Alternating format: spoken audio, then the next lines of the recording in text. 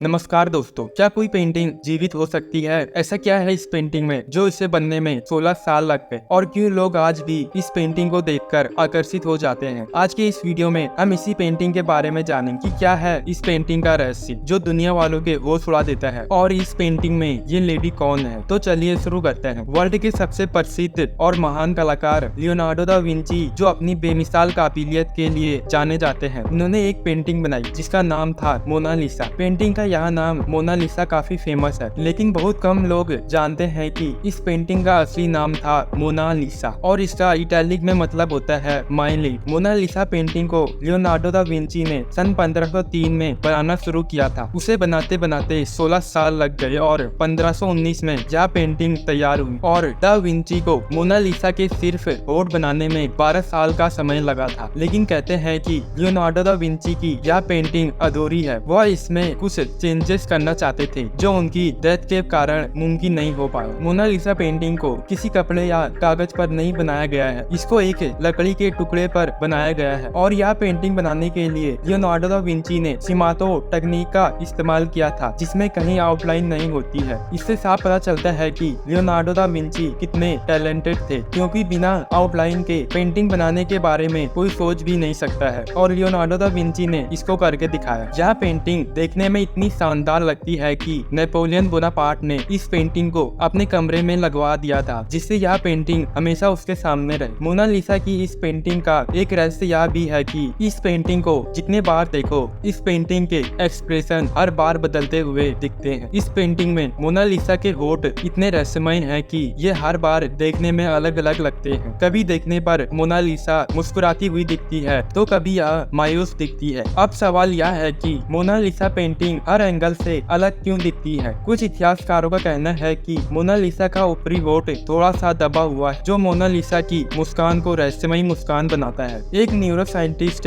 यह भी कहते हैं कि मोनालिसा के होठ कभी नहीं बदलते। ये जो भी चेंजेस हैं, यह सब ब्रेन के कारण होते हैं। जब आप उसको ध्यान से देखोगे तो आपको वो बदलती हुई दिखेगी, इसलिए यह सब दिमाग का खेल है। लेकिन सच्चाई तो यह है कि मोनालिसा की आंखें थोड़ी खुशनुमा है और होठ थोड़े मायूस, जिससे जब भी कोई इस पेंटिंग को बार बार देखता है तो उसे अलग अलग एक्सप्रेशन दिखते हैं। इतिहासकार आज भी इस फोटो की मुस्कान पर रिसर्च कर रहे हैं। मोनालिसा की यह पेंटिंग वर्ल्ड की सबसे महंगी पेंटिंग है, जो कि 1662 में $100 मिलियन की और 2019 में इस पेंटिंग की कीमत $850 मिलियन है, यानी 600 करोड़ से भी ज्यादा। लेकिन फ्रेंच की लॉ के अकॉर्डिंग इस पेंटिंग को कोई भी खरीद और बेच नहीं सकता है। अब तक का सबसे बड़ा सवाल यह है कि लियोनार्डो दा विंची की इस पेंटिंग में यह लेडी कौन है। लियोनार्डो दा विंची ने कहीं भी अपनी इस पेंटिंग में लेडी का जिक्र नहीं किया हुआ है। कई हिस्टोरिकल इस लेडी के बारे में अलग अलग राय देते हैं। कुछ कहते हैं कि वो लेडी उनकी मदर थी,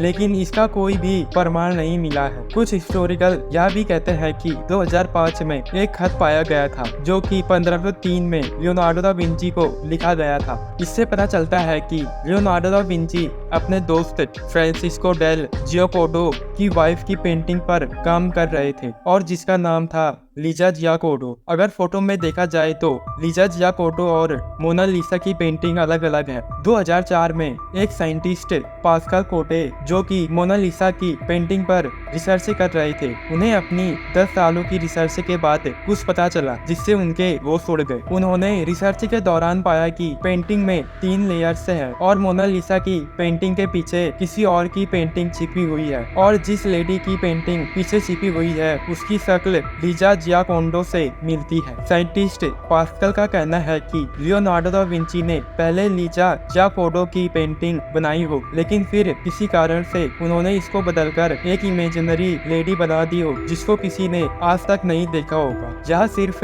दा विंची की एक इमेजिनेशन थी और कुछ भी नहीं। लियोनार्डो दा विंची की हर पेंटिंग में एक हिडन मैसेज होता है, जिसे समझ पाना हर किसी के बस की बात नहीं होती है। दा विंची की इस पेंटिंग में एक हिडन मैसेज भी है, जब कुछ साइंटिस्ट ने उस छुपे हुए मैसेज को जानने की कोशिश करी तो पता चला कि उस पेंटिंग में मोनालिसा के उल्टे हाथ की तरफ कुछ लिखा हुआ है, रिस्पोस्ता 3 त्रोवाकी, जो कि इटालिक भाषा में था। इसका मतलब होता है द आंसर इज हियर। लेकिन फिर भी रहस्य का अभी तक पता नहीं चल पाया। एक वेबसाइट पैरानॉर्मल क्यूबिल यह दावा करती है कि इस पेंटिंग को अगर लेफ्ट साइड से जोड़े तो वहाँ एक एलियन दिखता है। यह सुनने में अनबिलीवेबल लगता है, लेकिन हैरानी इस बात से है कि दा विंची ने उसी जगह पर लिखा था the answer is here. Researcher इस पर आज भी रिसर्च करने में लगे हुए। मोनालिसा की यह पेंटिंग फ्रांस के म्यूजियम में बड़ी सिक्योरिटी के साथ रखी हुई है, क्योंकि एक बार 1951 में एक आदमी ने इस पेंटिंग पर पत्थर मार दिया था, जिससे मोनालिसा के बाएं हाथ पर स्क्रैच आ गया था। तभी फ्रांस गवर्नर ने इसकी प्रोटेक्शन के लिए एक स्पेशल रूम बनवाया, जिसका टेम्परेचर ऐसा रखा जाता है कि वह पेंटिंग खराब न हो पाए। और उस पूरे रूम को तैयार करने में 50 करोड़ तक का खर्चा आया था। दा विंची की इस बेमिसाल रहस्यमयी पेंटिंग में कई राज छुपे हुए हैं, जिन पर से शायद ही पर्दा उठ पाया हो। अगर आप लियोनार्डो दा विंची जैसे महान कलाकार के बारे में मिस्टीरियस बातें जानना चाहते हैं तो हमें कमेंट में जरूर बताएं, और वीडियो पसंद आई हो तो इसे लाइक जरूर करें।